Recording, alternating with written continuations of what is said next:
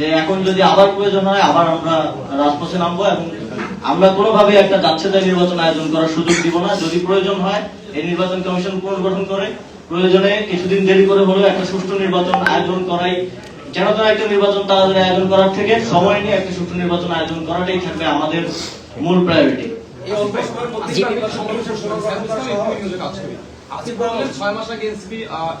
করার সুযোগ দিব না। যদি প্রয়োজন হয় এই নির্বাচন কমিশন নতুন একটা নির্বাচন কমিশনের কথা, যে জাতীয় নাগরিক পার্টি এই নির্বাচন কমিশনের বিরুদ্ধে রাজপথে অনেক আগেই আন্দোলন করেছে। প্রায় 6 মাস আগে আমরা নির্বাচন কমিশন অবরোধ করা হয়েছিল জাতীয় নাগরিক পার্টির পক্ষ থেকে।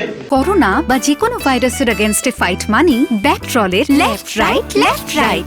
এবং আমরা নির্বাচন কমিশন পুনর্গঠনের দাবি জানিয়েছিলাম এবং আমরা যদি দেখি যে এখন যদি আবার প্রয়োজন হয় আবার আমরা রাজপথে নামবো এবং আমরা কোনোভাবে একটা যাচ্ছেতাই নির্বাচন আয়োজন করার সুযোগ দিব না। যদি প্রয়োজন হয় এই নির্বাচন কমিশন পুনর্গঠন করে প্রয়োজনে কিছুদিন দেরি করে হলেও একটা সুষ্ঠু নির্বাচন আয়োজন করাই, যেন তারা একটা নির্বাচন তাড়াতাড়ি আয়োজন করার থেকে সময় নিয়ে একটা সুষ্ঠু নির্বাচন আয়োজন করাটাই থাকবে আমাদের মূল প্রায়োরিটি।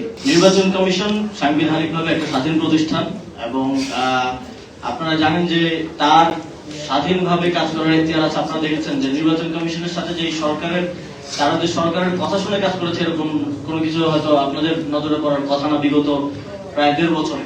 আর আমি সরকারে ছিলাম, সরকারের একটা পার্ট ছিলাম আমি, কিন্তু হোল গভর্নমেন্টের সাথে নির্বাচন কমিশনের সেই কোঅর্ডিনেশনটা আমি সরকারে থাকতেও দুঃখজনক ভাবে দেখি নাই। এবং এটাও একটা দুঃখজনক বিষয় যদি সামনের নির্বাচনে অন্তর্বর্তীকালীন সরকার এবং নির্বাচন কমিশনের মধ্যে একটা গুড কোঅর্ডিনেশন না থাকে তাহলে এই নির্বাচনটা কতটুকু সুষ্ঠুভাবে আয়োজন করা সম্ভব সেটা নিয়ে একটা সন্দেহ রয়েছে।